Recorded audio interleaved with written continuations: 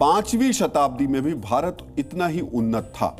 आज आपको समंदर में भारत की 5वीं शताब्दी की शक्ति देखनी चाहिए, जिसे एक चित्र से जीवित करके फिर से समंदर में उतारने का कमाल किया गया। आप कारवार नौसेना बेस पर INSV कौंडिन्य को आधिकारिक तौर पर नेवी में आज शामिल किया गया। INSV कौंडिन्य को सदियों पुरानी भारतीय तकनीक से तैयार किया गया है। इसमें एक भी कील का इस्तेमाल नहीं हुआ है। इतने पुराने जहाज का कोई मॉडल दुनिया में मौजूद नहीं है, इसलिए अजंता की गुफाओं के एक चित्र को देखकर इस जहाज को तैयार किया गया। केरल के पारंपरिक कारीगरों ने इसे अपने हाथों से तैयार किया। आज आप गर्व से कह सकते हैं कि दुनिया की किसी नौसेना के पास ऐसा जहाज नहीं होगा। इस जहाज को गुजरात से ओमान की पहली यात्रा पर अब भेजा जाएगा। लगभग 500 साल पुरानी भारत की जहाज बनाने की विधा थी। उस विधा को एक बार फिर पुनर्जीवित किया गया।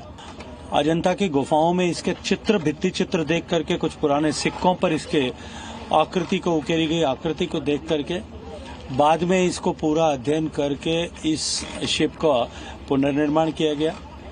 और इस तरह का स्टिच शिप जिसमें एक भी कील का उपयोग नहीं किया गया। आज आपको यह भी समझना चाहिए कि भारत के 5वीं शताब्दी के इस जहाज की क्या खासियत है।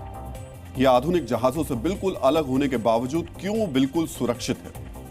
इस प्राचीन जहाज में चौकोर पाल और लकड़ी की पतवारें, जिसे हाथ से चलाने वाले चप्पुओं से नियंत्रित किया जाता है। केरल के कारीगरों ने इस जहाज के लकड़ी के तख्तों को रस्सी से सिलकर तैयार किया। इसमें कोई कील नहीं है। इसके बाद नारियल के रेशे और मछली के तेल से इसे वाटरप्रूफ बनाया गया, यानी इस जहाज में एक भी कील का इस्तेमाल नहीं हुआ। प्राचीन भारत में जहाज ऐसे ही बनते थे। नेवी ने इस जहाज के डिजाइन की जांच के लिए IIT मद्रास की मदद ली थी।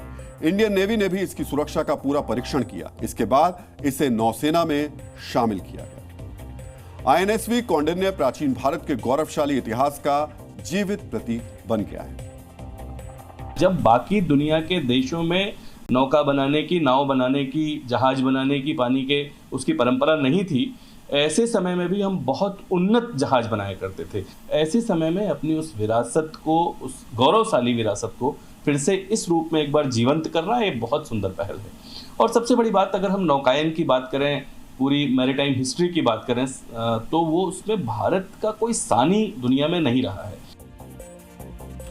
और ये जहाज अब जहां जहां की यात्रा पर जाएगा, वहां पर दुनिया भारत की गौरवशाली परंपरा को भी देखेगी। ये भी जानेगी कि दुनिया की चौथी शक्तिशाली सेना रखने वाला देश प्राचीन काल में भी कितना उन्नत था।